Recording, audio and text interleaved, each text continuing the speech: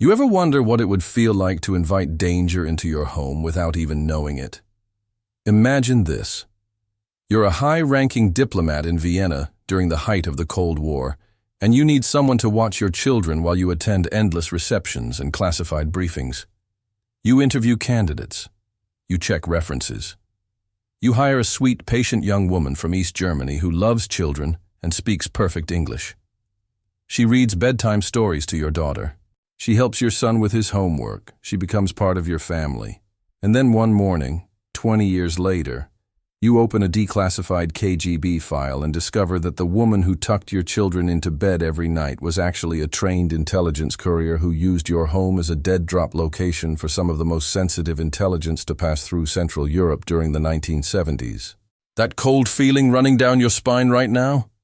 That's the reality of how deep cover operations actually work. Because the most dangerous operatives aren't the ones wearing trench coats in dark alleys. They're the ones you trust with your children. They're the ones who know your daily routine better than you do. They're the ones who have keys to your home and access to your private conversations. And today, you're going to learn exactly how the KGB turned ordinary domestic workers into one of their most effective intelligence networks, operating right under the noses of Western security services for decades. The woman who knocked on the door of the Hoffman residence in Vienna's diplomatic quarter in September 1972 looked exactly like what she claimed to be. 24 years old, recently arrived from Leipzig. Excellent references from 2 families in West Berlin, clean background check from Austrian authorities, and a warm, genuine smile that immediately put nervous parents at ease. Her name, according to her papers, was Petra Richter.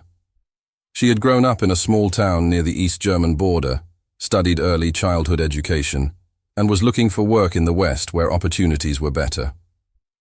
The Hoffmans, a mid-level American diplomatic family, needed reliable childcare for their 2 children, ages 6 and 9. Petra's references were impeccable. The previous families praised her patience, her reliability, her trustworthiness.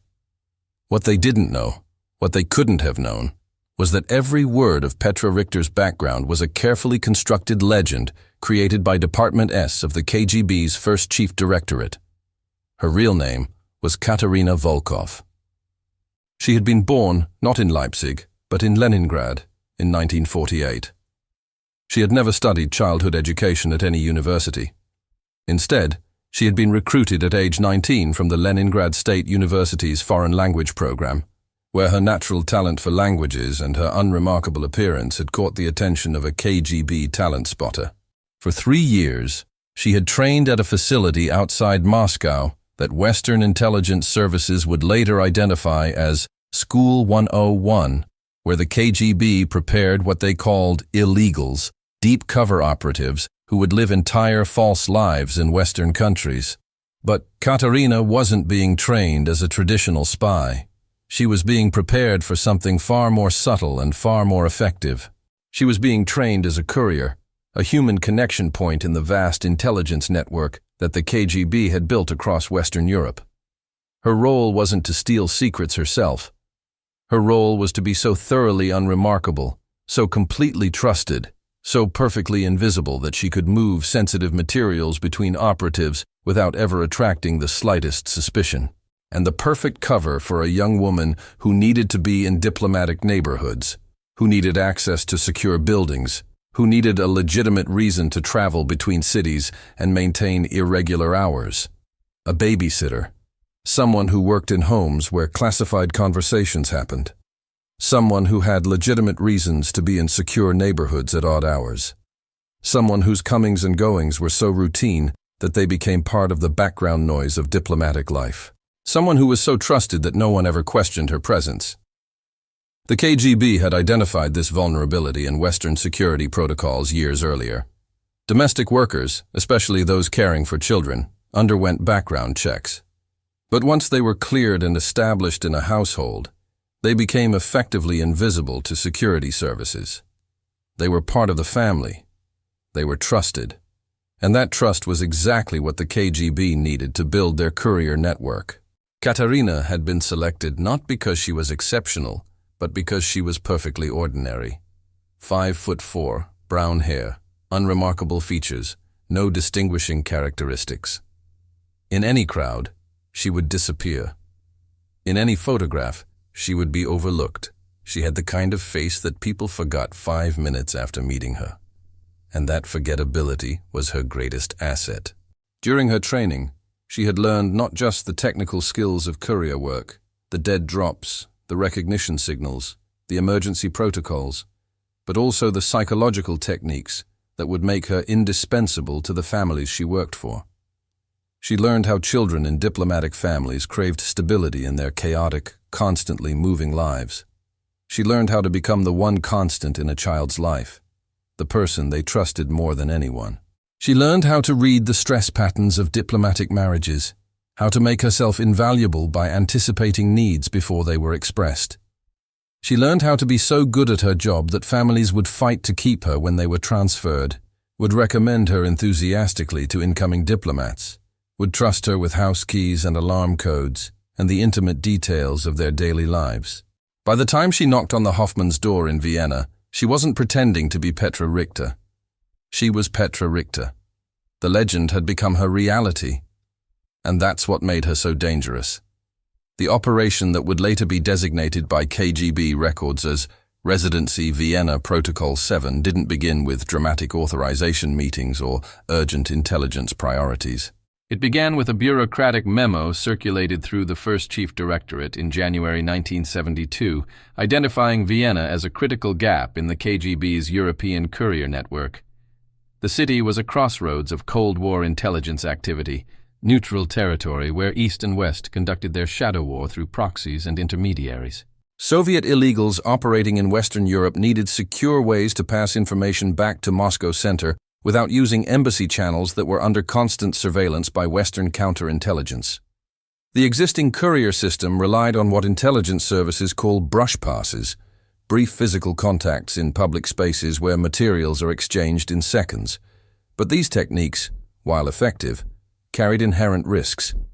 They required precise timing, specific locations, and left operatives vulnerable during the moment of exchange. What the First Chief Directorate needed was a more stable system, a network of trusted locations where materials could be left and retrieved without any direct contact between operatives. They needed dead drops, but not traditional dead drops in parks or train stations. They needed dead drops in places where KGB surveillance teams couldn't operate. They needed dead drops inside the secure perimeters of diplomatic neighborhoods, behind the walls that Western security services monitored so carefully. They needed access to the one space that was simultaneously ultra-secure and completely vulnerable. They needed access to diplomats' homes.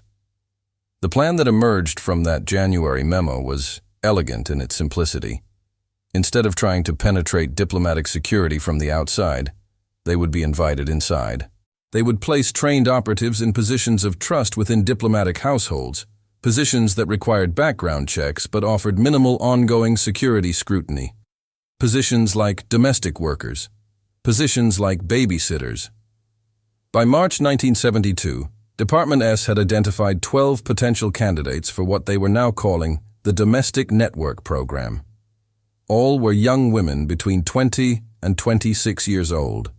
All had completed foreign language training. All had clean backgrounds that could withstand Western security vetting. All had been psychologically evaluated and deemed capable of maintaining cover identities for extended periods. And all were, by design, completely unremarkable in appearance and manner. Katarina Volkov was one of 3 candidates selected for deployment to Vienna. The other 2 would be placed as housekeepers and au pairs in diplomatic households across the city. Together, they would form a network of secure communication points that could handle the flow of intelligence materials between Soviet illegals operating across Western Europe and their handlers in Moscow. The preparation for Katarina's deployment took 6 months. Her legend, the false identity of Petra Richter, was built in painstaking detail. Birth records were created and inserted into East German civil registries. Educational transcripts were manufactured. References were prepared, complete with phone numbers that reached KGB-controlled apartments in West Berlin, where trained operators would confirm Petra's excellent work history. A complete paper trail was constructed, detailed enough to survive standard background checks, but not so elaborate that it would invite deeper scrutiny. She was given a genuine East German passport, issued through official channels using her legend identity. She was provided with real work history in West Berlin, where she actually lived and worked as a babysitter for 6 months to establish her bona fides before moving to Vienna. The families she worked for during this period had no idea they were providing cover for a KGB operative. They were simply grateful to have found such a reliable, trustworthy childcare provider. While her legend was being built, Katerina underwent specialized training in courier protocols. She learned the specific techniques for this operation. The dead drop locations would be inside the homes where she worked. Not obvious hiding places, but spaces that were part of the normal household environment. A particular book on a shelf, a specific kitchen canister, a decorative box on a dresser. Places she could access during her normal daily routine without arousing any suspicion. She learned the timing protocols. Materials would be delivered to her through a separate channel, left in public dead drops that she would service during her time off. She would bring them into the diplomat's home, hidden in her personal belongings, and transfer them to the household dead drop location. A second operative, unknown to her, would gain access to retrieve them. This second operative would be someone with a separate legitimate reason to be in diplomatic neighborhoods. A delivery driver, a maintenance worker, someone who could enter homes without triggering security concerns. She learned the recognition signals, specific arrangements of household items that would indicate whether a dead drop was loaded, whether it had been serviced, whether emergency protocols were in effect. A kitchen towel hung in a particular way, curtains opened to a specific width, seemingly random details that carried precise meanings to trained observers. She learned the emergency procedures. If she detected any surveillance, any suspicious questions, any indication that her cover was compromised, she had protocols for alerting her handlers and shutting down the operation. She had contingency identities prepared, escape routes planned, support networks ready to extract her if necessary. But the plan was that she would never need these emergency measures. The plan was that she would be so perfectly ordinary, so completely trusted, so thoroughly invisible that no one would ever suspect her. By August 1972, Petra Richter's legend was complete. She moved to Vienna, rented a small apartment in a respectable but modest neighborhood, registered with the Austrian authorities, and began looking for childcare work in diplomatic families. The Hoffmans hired her in September. She would work for them for the next 4 years, caring for their children, becoming part of their family, and serving as a critical node in one of the most effective intelligence networks the KGB ever operated in Western Europe. The method by which classified materials moved through the Hoffman household would have been invisible to anyone who didn't know exactly what to look for. Katerina's routine as Petra the babysitter provided perfect cover for her actual mission. She arrived at the Hoffman residence each morning at 7:30, letting herself in with the key they had given her after her first month of employment. She prepared breakfast for the children while their parents finished getting ready for work. She walked the children to school, picked them up in the afternoon, supervised homework, prepared dinner, and stayed until the Hoffmans returned from their diplomatic functions, usually around 8 or 9 in the evening. It was a schedule that gave her approximately 12 hours of unsupervised access to the home every weekday, and occasional weekend hours when the Hoffmans needed additional childcare. This access was exactly what the operation required. The dead drop location inside the Hoffman home had been carefully selected during Katerina's first weeks on the job. It was a decorative wooden box on the bookshelf in the living room, the kind of household item that served no real purpose beyond aesthetics. The Hoffmans had picked it up at a market somewhere during a previous posting and placed it on the shelf where it gathered dust. They never opened it. They barely noticed it. It was just part of the room's decor. For Katerina, it was the transfer point for intelligence materials moving between Soviet illegals across Europe and their handlers in Moscow Center. The system worked like this.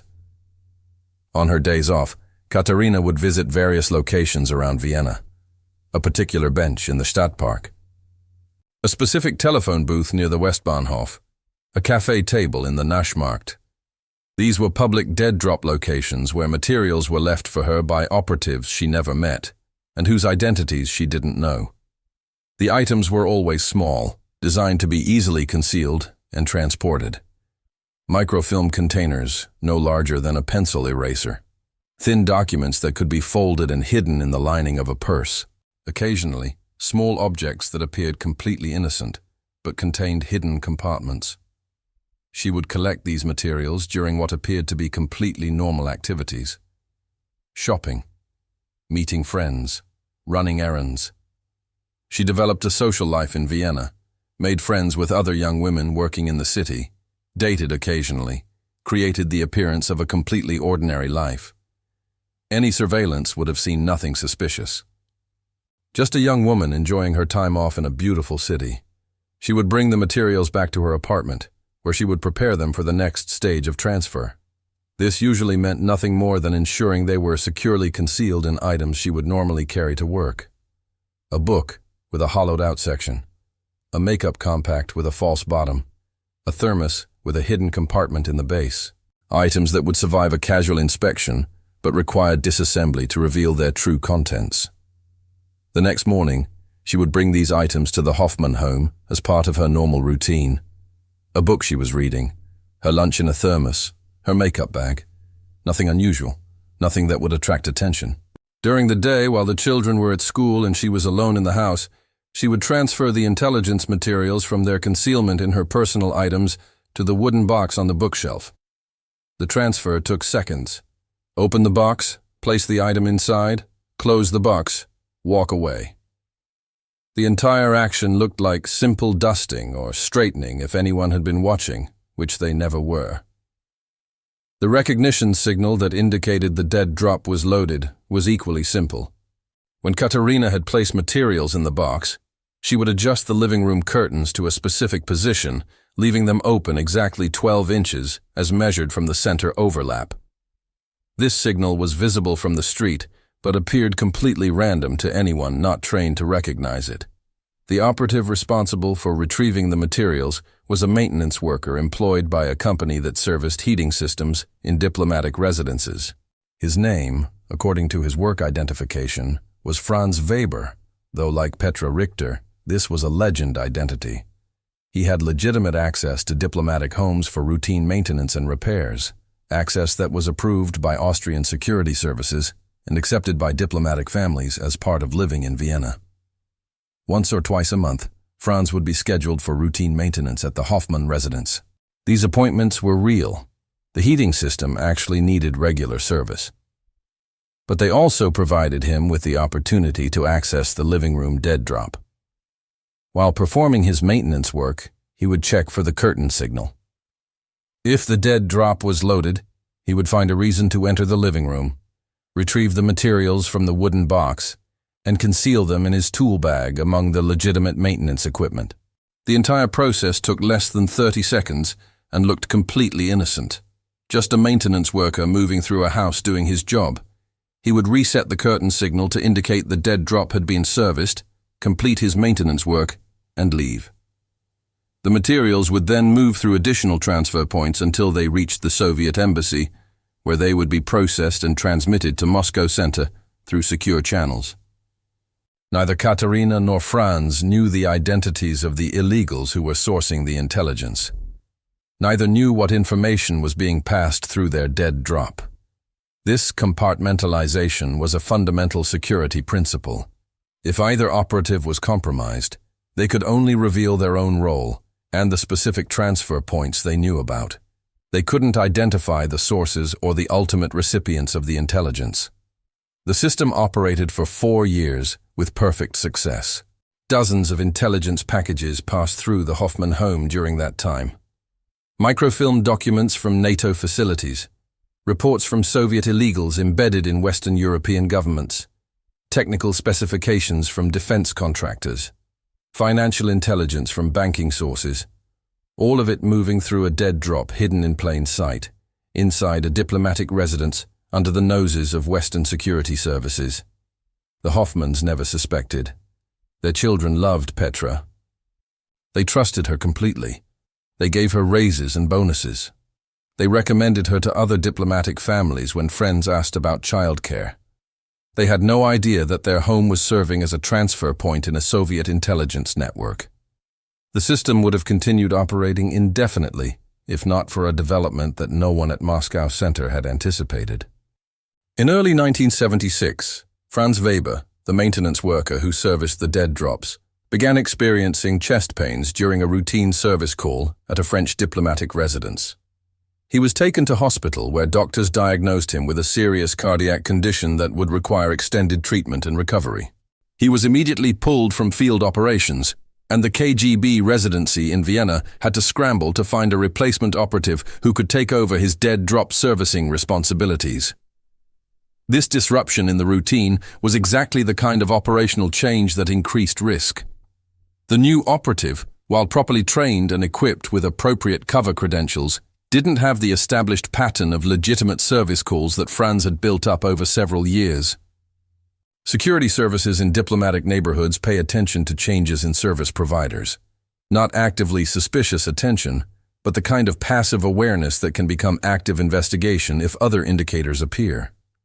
The new maintenance operative, operating under the name Klaus Steinmann, began servicing dead drops across Vienna, including the location in the Hoffmann home. He was competent and careful. He followed all protocols. But he was new, and new faces in secure environments always carry elevated risk, even if that risk is minimal. What neither Klaus nor Katharina knew was that Austrian counterintelligence, the Bundesamt für Verfassungsschutz und Terrorismusbekämpfung, had been running a separate investigation into Soviet intelligence activities in Vienna. They weren't specifically looking at domestic workers or maintenance personnel. They were tracking what they believed was a network of Soviet illegals operating in the city, based on patterns they had identified in communications intercepts and surveillance observations. In June 1976, an Austrian surveillance team following a suspected Soviet illegal happened to observe him using a public dead drop in the Stadtpark. They didn't interdict the drop. Instead, they established surveillance on the location to identify who serviced it. 3 days later, they observed a young woman, later identified as Petra Richter, collecting something from the dead drop during what appeared to be a casual walk through the park. This observation triggered a background investigation. Who was Petra Richter? Where did she work? What was her routine? The investigation revealed that she was employed as a babysitter for an American diplomatic family. This immediately elevated the priority of the case. Austrian counterintelligence notified their American counterparts that a person with potential intelligence connections had access to a U.S. diplomatic household. The Americans launched their own investigation, pulling Petra Richter's background file, reviewing her references, checking her work history. Everything appeared legitimate. Her papers were genuine. Her references checked out. Her background investigation had found nothing suspicious. But the fact that she had been observed servicing a dead drop that was connected to suspected Soviet illegals meant that she required surveillance, regardless of how clean her background appeared.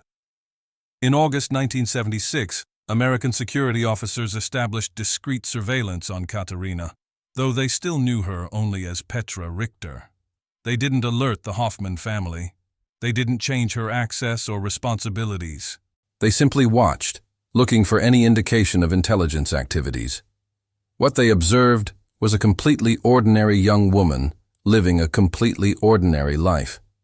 She worked, she socialized, she dated, she went about her daily routine without any apparent tradecraft or suspicious behavior. But surveillance teams are patient. They understand that intelligence operatives can maintain cover for extended periods, showing no signs of their actual activities until the moment they need to perform an operational act. The surveillance continued through September and into October. Katharina had no idea she was being watched. The Americans were too professional to reveal their presence.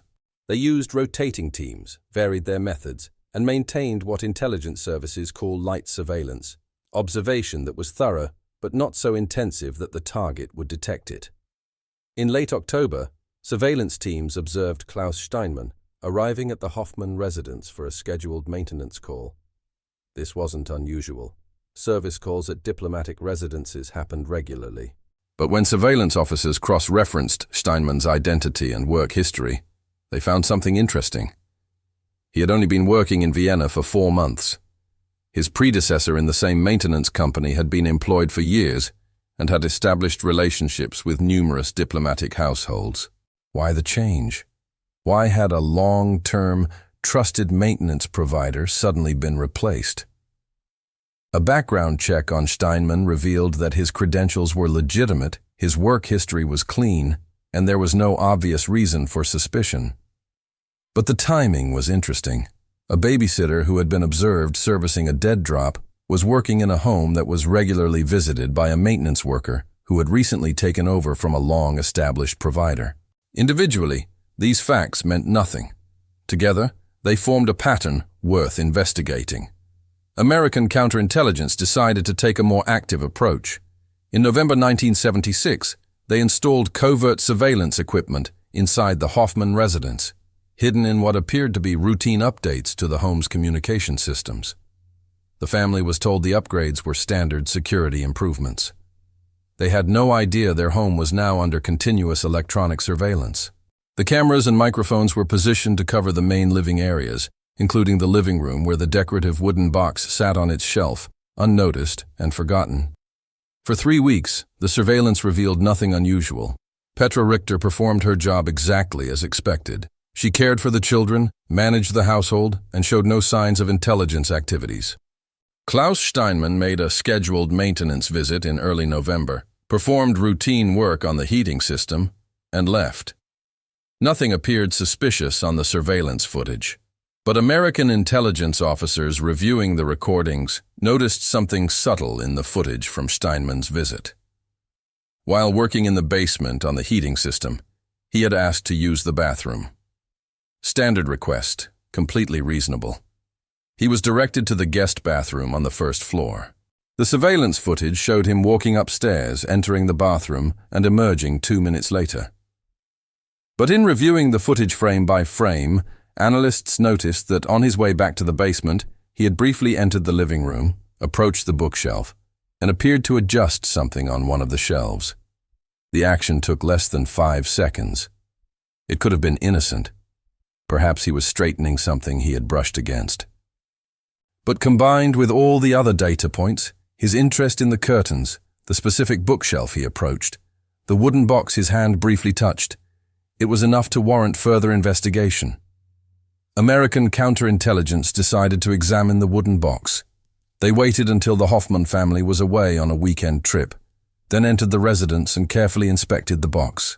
Inside, they found a microfilm container, approximately the size of a pencil eraser, containing photographed documents that appeared to be technical specifications from a NATO facility in West Germany. They had found the dead drop. The decision about how to respond to the discovery was made at levels far above the Vienna station. Finding an active dead drop inside a U.S. diplomatic residence was a significant counterintelligence success, but it also presented complex options about how to exploit that success. The Americans could roll up the network immediately, arresting both Petra Richter and Klaus Steinman, and using their interrogations to identify other operatives and dead drop locations. This approach would disrupt Soviet intelligence operations in Vienna, but it would also alert Moscow Center that the network had been compromised, likely causing them to shut down related operations across Europe before they could be identified. Alternatively, they could leave the network in place and use it for counterintelligence purposes, feeding false information to the Soviets through the dead drop, or using surveillance of the network to identify additional operatives and intelligence sources. This approach offered greater long-term benefits but carried significant risks, including the possibility that genuine classified materials might be compromised if the deception wasn't managed carefully. The decision was made to take a middle approach. American counterintelligence would quietly remove both Petra Richter and Klaus Steinman from their positions without arresting them, creating the appearance that the disruption was due to routine personnel changes rather than security concerns. This would protect the Hoffman family from embarrassment, prevent a diplomatic incident with Austria, and potentially allow surveillance of what the operatives did next, which might lead to identification of their handlers and other network members. In December 1976, The Hoffman family received notification that they would be transferred to a new posting in early 1977. This was a genuine posting change, not manufactured for operational purposes, but its timing was convenient for counterintelligence purposes. Mrs. Hoffman informed Petra Richter that they would no longer need her services after the end of the year. The news was delivered as a standard end of employment due to family relocation. There was no indication that anything was wrong. The Hoffmans thanked her for her excellent work, paid her a generous severance, and wrote her glowing references for future positions. Katerina, still operating as Petra Richter, had no reason to suspect that her cover had been compromised. She assumed this was simply the normal turnover that happened in diplomatic households. She began looking for a new position with another family. What she didn't know was that American counterintelligence had quietly contacted every diplomatic mission in Vienna, informing them that Petra Richter was a person of security interest and should not be employed in any diplomatic household. They didn't provide details. They simply flagged her as someone who should not have access to diplomatic residences. When she applied for new positions, she found that families who had initially expressed interest suddenly became unavailable after conducting their background checks. The enthusiastic responses turned into polite rejections. After weeks of unsuccessful job searching, she must have realized something was wrong. In February 1977, Petra Richter left Vienna, telling friends she was returning to West Germany to be closer to family. She disappeared from Western records at that point. Austrian and American intelligence services maintained surveillance on her departure, tracking her to East Berlin, where she crossed into East Germany and vanished into the Soviet sphere. Klaus Steinmann similarly left Vienna around the same time, also returning to Germany and subsequently disappearing from Western surveillance. The Dead Drop network had been quietly dismantled without arrests, without public revelations, without diplomatic incidents. The Hoffman family never learned the full truth about their trusted babysitter. They were told only that she had been flagged during a routine security review and that there were concerns about her background that couldn't be discussed. The children, who had loved Petra and trusted her completely, were confused and upset by her sudden departure. They asked their parents repeatedly what had happened, why she had left so abruptly, whether they had done something wrong. The parents had no good answers. In the classified debriefings that followed, American intelligence analysts reconstructed the scope of the operation. Based on the materials found in the Hoffman dead drop and patterns identified through surveillance, they estimated that the network had successfully transferred intelligence materials for at least 4 years, possibly longer. The materials included classified NATO documents, technical specifications from Western European defense contractors, financial intelligence from banking sources, and communications intercepts that should never have left secure facilities. The compromise was significant, though its full scope would never be completely understood. More disturbing was the realization of how many similar networks might be operating undetected. If the KGB had successfully placed an operative as a babysitter in one diplomatic household, how many others had they placed in similar positions? How many housekeepers, au pairs, maintenance workers, and other domestic staff in diplomatic residences across Europe were actually trained intelligence operatives? The investigation triggered a comprehensive security review of domestic workers with access to diplomatic households across Western Europe. Thousands of background checks were repeated. Access protocols were tightened. Families were instructed to be more cautious about what was discussed in front of domestic staff. But the fundamental vulnerability remained. Diplomatic families needed domestic help. Children needed care. Homes needed maintenance. And the people who provided those services had to be trusted, because the alternative was constant suspicion and paranoia that would make normal family life impossible. The KGB had identified and exploited a gap in Western security that was simultaneously obvious and unsolvable. The true scope of what became known in intelligence circles as the Domestic Network Program wouldn't be understood until decades later, when former KGB officers began publishing memoirs and Soviet archives were partially opened after the end of the Cold War. What emerged from these revelations was a picture of an intelligence operation that was far more extensive and sophisticated than Western services had realized. According to former KGB Colonel Oleg Antonovich, who worked in Department S during the 1970s and published his memoirs in 2003, the domestic network program at its peak had placed over 60 trained operatives in positions as domestic workers across Western Europe, North America, and other strategic locations. These operatives served as couriers, dead drop servicers, and safe house managers, creating an intelligence infrastructure that operated parallel to traditional embassy-based networks and was largely invisible to Western counterintelligence. The program's genius, according to Antonovich, was its exploitation of class assumptions and security blind spots. Western security services focused their attention on diplomats, journalists, business people, and other professionals who had direct access to classified information. They paid far less attention to the working-class people who cleaned diplomatic offices, cared for diplomatic children, delivered mail, serviced buildings, and performed the thousands of other tasks that kept diplomatic communities functioning.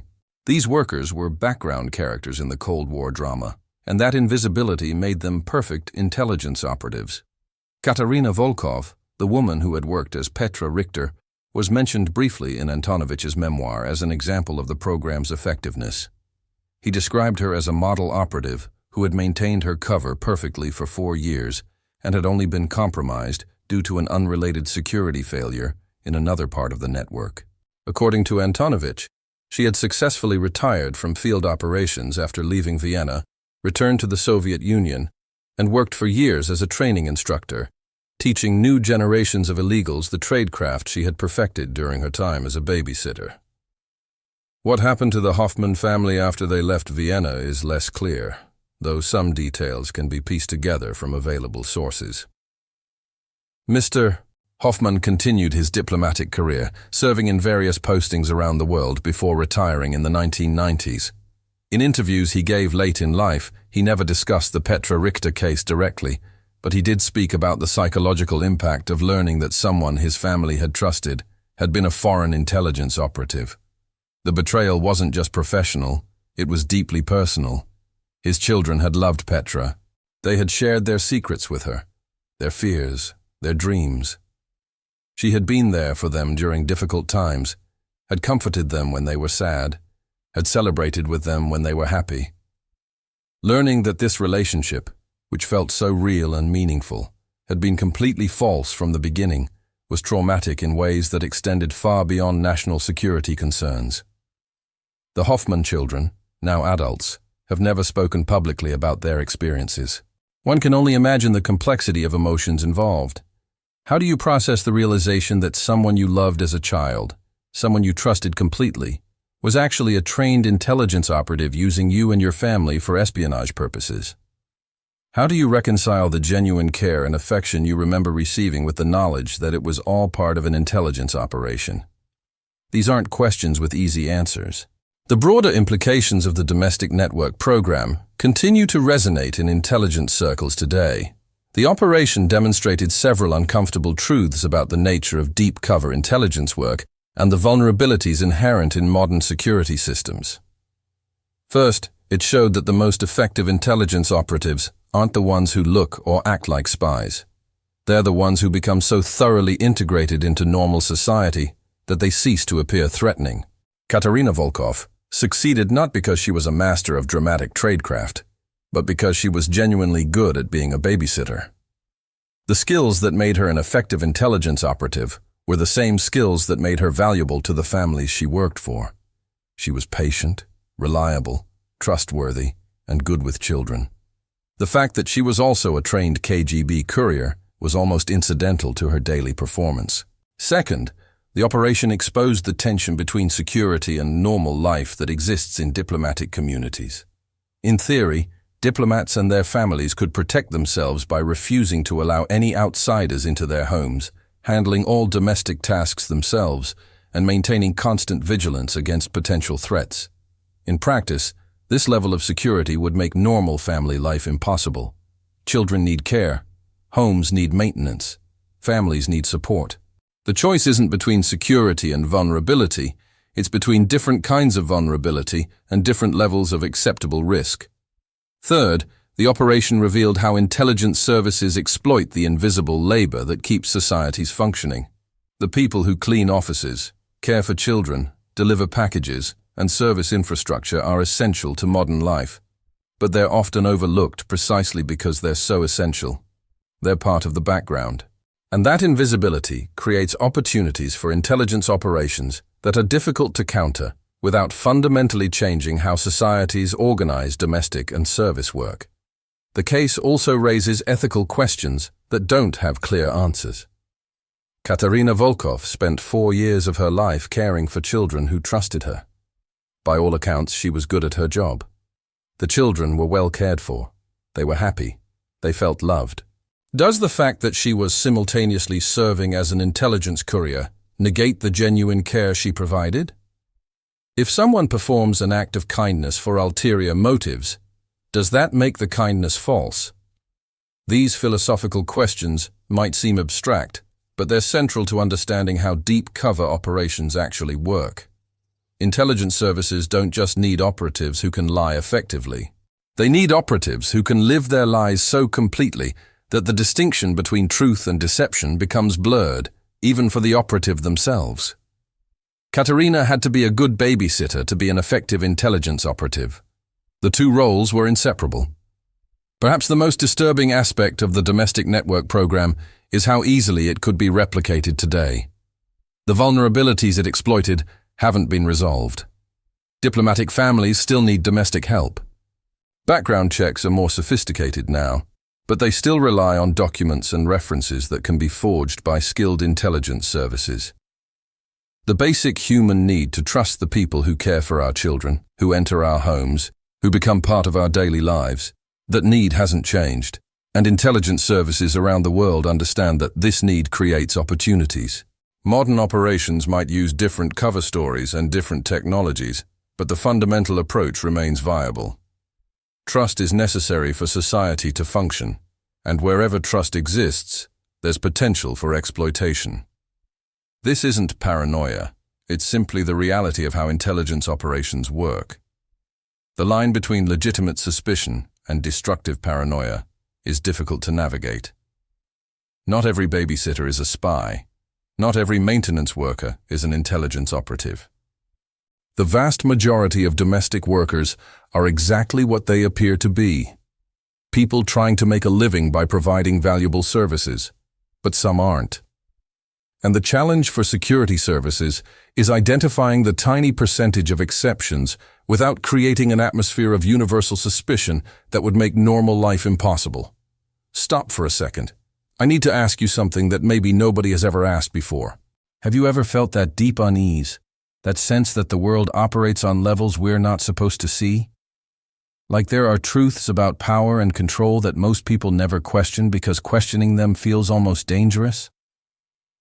I know you feel this because people like us, we can't accept the comfortable narratives. We can't just nod along when official explanations don't quite add up. And I want you to know something important. That instinct you have, that feeling that there's more to the story, that doesn't make you paranoid or conspiracy-minded. It makes you someone who still has the courage to look at uncomfortable realities. Tell me in the comments, what was the moment you realized that intelligence services operate in ways that most people can't even imagine? Maybe it was a news story that seemed too convenient. Maybe it was learning about a historical operation that was denied for decades before being confirmed. Maybe it was just an intuition you couldn't shake. Write this. My awakening was when, and complete it with your experience. Your story might be exactly what someone else needs to hear to understand they're not alone in questioning the official versions of events. Sometimes knowing we're not the only ones who see through the surface narratives is the first step toward understanding what's really happening. Now let's continue examining how this operation actually functioned and what it reveals about modern intelligence work. The question of how many other domestic network operatives were successfully placed and never identified remains unanswered. Western intelligence services conducted extensive investigations after the Vienna case came to light, but the absence of evidence isn't evidence of absence. The entire point of deep cover operations is that successful ones remain undetected. For every operative like Katerina Volkov, who was eventually identified, there may be others who completed their missions, retired, and were never compromised. This uncertainty is part of the psychological impact of such operations. Once you know that intelligence services have successfully placed operatives in positions of intimate trust, once you know that the friendly babysitter or helpful maintenance worker might be a trained spy, you can never quite look at domestic workers the same way again. This is precisely the kind of corrosive doubt that intelligence operations are designed to create. Even if only a tiny fraction of domestic workers are actually intelligence operatives, the knowledge that some are changes how everyone is perceived. The domestic network program also demonstrated the evolving nature of intelligence work during the Cold War. Traditional espionage focused on recruiting spies from within target organizations, persuading people with access to classified information to betray their countries for ideological, financial, or personal reasons. This approach was effective but carried significant risks. Recruited agents could be double agents. They could have crises of conscience and confess. They could be identified through counterintelligence investigations. The domestic network represented a different approach. Instead of recruiting insiders, the KGB created insiders. They built false identities from scratch, placed operatives in positions that provided the access they needed, and maintained complete control over the operation. The operatives weren't being asked to betray anything because they were never genuine members of the communities they infiltrated. They were always Soviet intelligence officers, just wearing very effective masks. This shift toward illegals, toward deep cover operatives living false lives in enemy territory, represented a significant investment of time and resources. Creating a legend identity like Petra Richter required years of preparation, extensive documentation, and ongoing support infrastructure.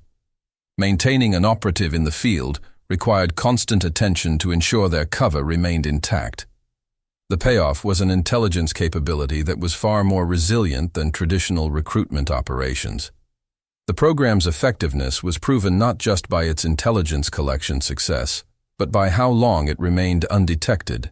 Western counterintelligence services pride themselves on their sophistication, their technical capabilities, their analytical skills. Yet for years, they completely missed an intelligence network operating inside diplomatic households across Europe.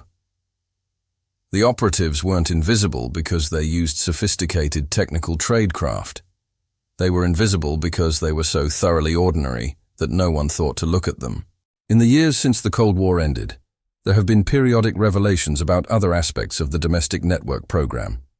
In 2011, German intelligence services declassified documents revealing that they had identified at least 8 suspected KGB operatives working as domestic staff in diplomatic households in Bonn during the 1970s and 1980s. The documents showed that German counterintelligence had been aware of potential compromises, but had chosen not to act on most of them, preferring to maintain surveillance rather than disrupt the networks. The British government has never officially acknowledged how many suspected domestic network operatives might have been placed in UK diplomatic households, but private conversations with former MI5 officers suggest the number was substantial. One retired officer, speaking on condition of anonymity, estimated that at least 20 suspected operatives were under surveillance at various points during the 1970s and 1980s. The officer noted that in most cases, they chose not to make arrests because doing so would have alerted the KGB to the fact that the network was compromised, potentially causing them to activate emergency protocols and extract operatives before they could be fully investigated. The American experience was similar. According to former FBI counterintelligence chief Robert Hanssen, who ironically would later be exposed as a Soviet spy himself, U.S. intelligence services identified dozens of suspected domestic network operatives but made strategic decisions about when and how to act on that information. In some cases, they used the knowledge to feed disinformation to the Soviets. In other cases, they simply maintained surveillance, hoping to identify additional network members and intelligence sources. The most significant revelations came from Russian sources after the Soviet collapse.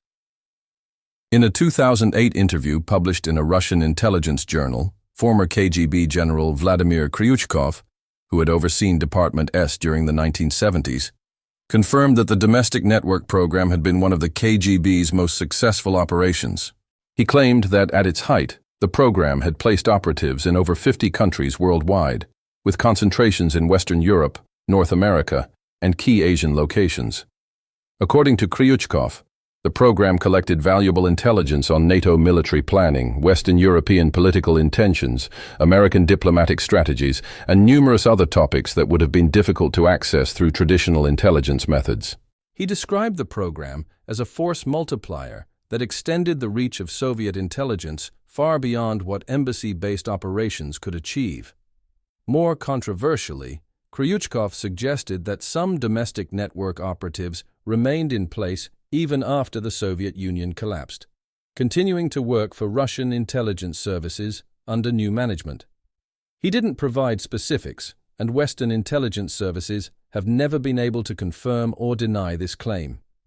But the possibility that some Cold War-era deep-cover operatives might still be active decades later is deeply unsettling to counterintelligence professionals. The technical details of how the program operated continue to be studied by intelligence services worldwide. The protocols that Katerina Volkov used, the dead drop techniques, the communication methods, the recognition signals, all of these have been analyzed and incorporated into training programs for both intelligence operatives and counterintelligence officers. The case is now taught at intelligence training facilities around the world as an example of effective deep cover operations and the vulnerabilities they exploit. One aspect that receives particular attention in these training programs is the psychological dimension of the operation. How did operatives like Katerina maintain their cover identities for years while living double lives? What psychological techniques helped them manage the stress and cognitive dissonance of pretending to be someone they weren't? How did they maintain operational security while building genuine-seeming relationships with the families they worked for? According to psychological assessments conducted on former Soviet illegals who defected or were captured, the key to successful deep cover work wasn't compartmentalization or emotional detachment. Quite the opposite. The most successful operatives were those who could genuinely inhabit their cover identities, who could experience real emotions and form real relationships while still maintaining loyalty to their intelligence service and their operational mission. Katerina Volkov, by all accounts, genuinely cared for the Hoffman children. She wasn't pretending to be patient and nurturing. She actually was patient and nurturing. These qualities weren't incompatible with her role as an intelligence operative. In fact, they were essential to it. She could be both a good babysitter and an effective spy because the role required her to be both simultaneously. This psychological complexity is what makes deep cover operations so effective and so difficult to counter. Traditional counterintelligence assumes that spies are fundamentally different from ordinary people, that they can be identified through behavioral indicators, psychological profiles, or lifestyle anomalies. But deep cover operatives like those in the domestic network program challenge this assumption. They weren't trying to hide their real selves behind false personas. They were becoming their cover identities so completely that the distinction between truth and deception ceased to be meaningful. If you've made it this far, it's because, like me, you're fascinated by the secrets that governments prefer to keep hidden. And look, this isn't just curiosity. It's a need to understand the real world behind the official curtains. I created this channel exactly for people like you, who feel they deserve to know the truth about how power actually functions. Here you'll find stories that never make the news, operations that were erased from official records, and deep analysis of the methods that shape our geopolitical reality. Subscribe to the channel and hit the bell because every week I bring exclusive investigations about the world of international intelligence. And look, this isn't just entertainment. It's knowledge that will change your perspective on world politics forever. Come be part of this community of people who aren't satisfied with superficial versions of the facts. The like also really helps the channel grow and continue bringing this content that you won't find anywhere else. Until the next revelation.